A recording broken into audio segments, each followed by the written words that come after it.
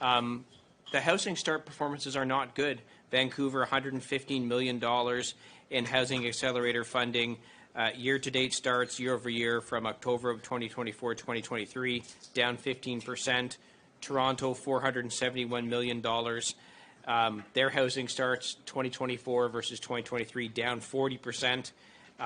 Ottawa, $176 million. Housing starts 2024 versus 2023, down 22%. So when you're paying out almost $30 million in bonuses, and you won't tell us what the metrics are for those bonuses, is it pretty safe to conclude that the metrics have nothing to do with actually getting houses built? I don't think that's safe to conclude. I think, as I say, they're not bonuses. They are incentive pay. We design our salaries competitively to attract the best and the brightest. But shouldn't it be linked to performance? Like, you're a housing organization. Shouldn't the bonuses reflect that more houses are getting built, or that the process is easier or faster or more streamlined? That's how it works in the real world. Like a real estate agent, they get commissions based on the number of houses they sell. That's how it works.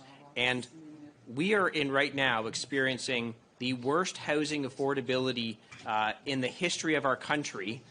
You're a housing agency, and you're paying out $30 million worth of bonuses, and you won't tell us why. It clearly cannot be about getting houses built. There are many factors as to whether houses get built or not, and they start with things that are largely outside of, many of which are outside of CMHC's control.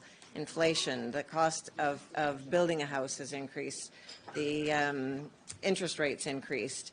These are primary reasons for the lack of building and the decline in housing starts. So our incentive pay, when people are identifying with their managers the way that they can contribute, it's very related to what an employee can do to influence the outcomes. And what outcomes? Well, it's going to very much depend on the employee. Some of them are involved in the delivery of programs, and they will have targets as to how, the targets of units that are done in the programs in which they work, things like that. But it depends very much on the employee. Okay, someone in an overhead function would not have the same. With your motto, we strive to ensure more Canadians have access to what they deserve. This is right on your website, a home that they can afford that meets their needs. With a housing crisis we have in Canada, you think it's fair to pay out $30 million worth of bonuses to employees? We're not paying bonuses, sir. We're paying incentive pay, and it's an agreement. We set a total compensation level for someone. We give part of it to them at the beginning, and we reserve part of it to say, if you meet your objectives, you get the rest of it. Well, in the real world, that's called a bonus. You can call it whatever you want, but it's a bonus, and it's usually tied to performance. And you won't tell us what the performance metric is.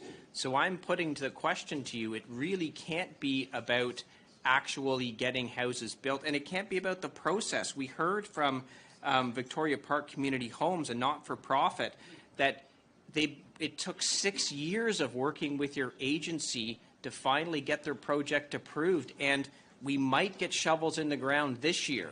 So is that part of the performance review, the people that were involved in that project that took it 6 years to get approval? That's they deserve a bonus for working on that project? I'm not familiar with that project or what would have contributed to the delay. But I can say that every individual has an agreement in terms of the way they can contribute to the corporation's overall objective, and they're very specific to the individual. The overall objective seems to be based on your website that together we strive to ensure more Canadians have access to what they deserve, a home they can afford that meets their needs. And we see that there's a housing crisis. So why so many bonuses paid out to 98% of employees in the middle of a housing crisis with a motto that says we should build homes?